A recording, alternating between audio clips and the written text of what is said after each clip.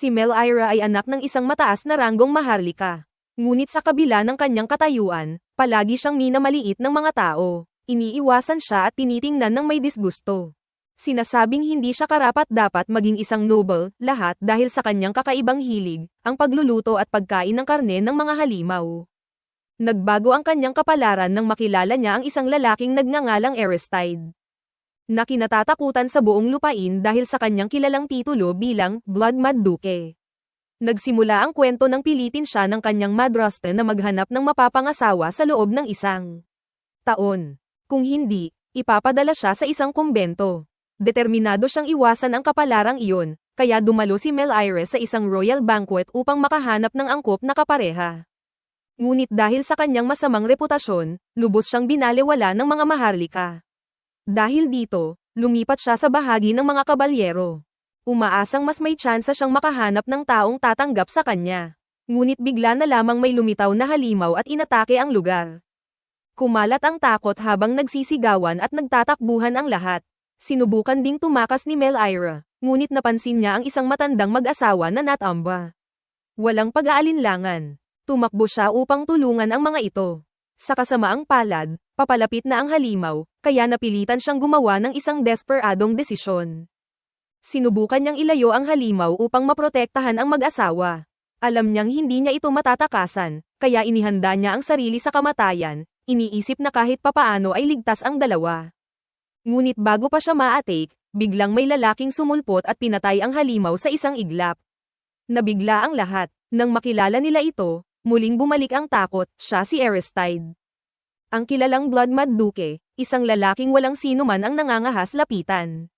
Ngunit para kay Melira, tila napakagwapo niya. Matapos siyang pasalamatan, napansin ni Melira ang dugo ng halimaw sa mukha nito at agad siyang nagbabala. Ipinaliwanag niya na ang dugo ng halimaw ay nagiging mapanganib kapag ito ay nalasan ng mahika.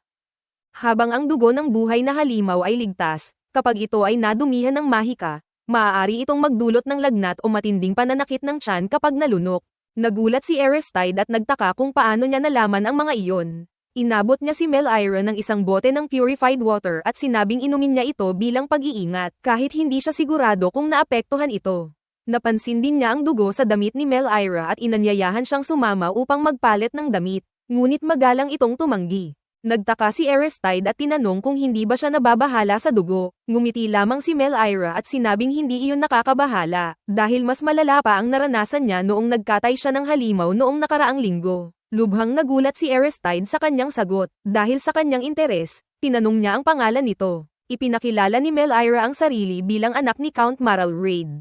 Napangiti si Aristide at sinabing hindi nakapagtataka ang kanyang kaalaman, dahil narinig na niya ang tungkol sa kanya, ang tinatawag na voracious villainess. Agad siyang itinuwid ni Melira at sinabing hindi siya interesado sa mga halimaw mismo, kundi sa pagkain. Natuwa si Aristide at tinanong kung mukhang nakakain ba ang halimaw kanina. Inamin ni Melira na oo, at iniisip pa nga niya kung paano ito lulutuin. Nang mapagtanto niya ang kanyang sinabi, napangiti siya ng alanganin. Hindi niya alam, na mula si Aristide at natuwa sa kanyang reaksyon. Tahimik siyang hinawakan nito at dinala palayo. Nagtaka si Melira kung bakit hindi siya kinatatakutan nito. Habang naglalakad, tinanong ni Aristide kung masarap ba talaga ang karne ng halimaw. Nag-alinlangan si Melira, ngunit nagpasya siyang maging tapat. Ipinaliwanag niyang parang karne ng baka ang texture nito at masarap, basta hindi ito nahawa ng baliw na mahika. Sa kanyang pagtataka, hindi nandidiri si Aristide kundi naging interesado pa. Dahil dito, nakaramdam si Melira ng saya. Ipinaliwanag pa niya kung paano nililinis ang karne gamit ang espesyal na kagamitan at purification spells. Natuwa si Aristide at sinabi na gusto niyang subukan ito, at hiniling na ipagluto siya ni Melira. Lalong natuwa si Melira dahil ngayon lang siya nakatagpo ng taong katulad niya. Dinala siya ni Aristide sa kanyang kampo at ipinakilala sa kanyang butler na si Kuz.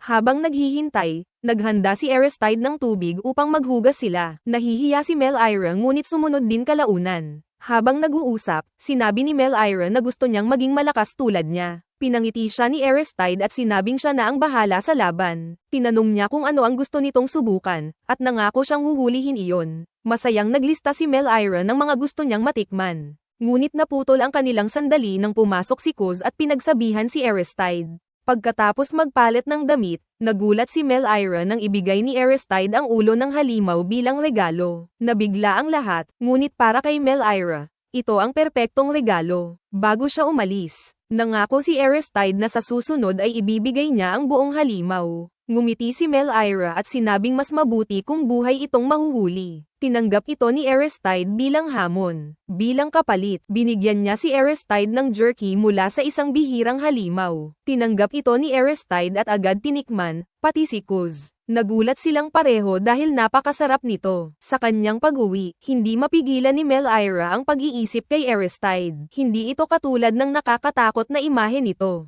Naisip niya kung baka naging mabait lamang ito dahil sa curiosity. Ngunit kahit ganoon, umasa siya, na baka, nagustuhan siya nito kung sino talaga siya.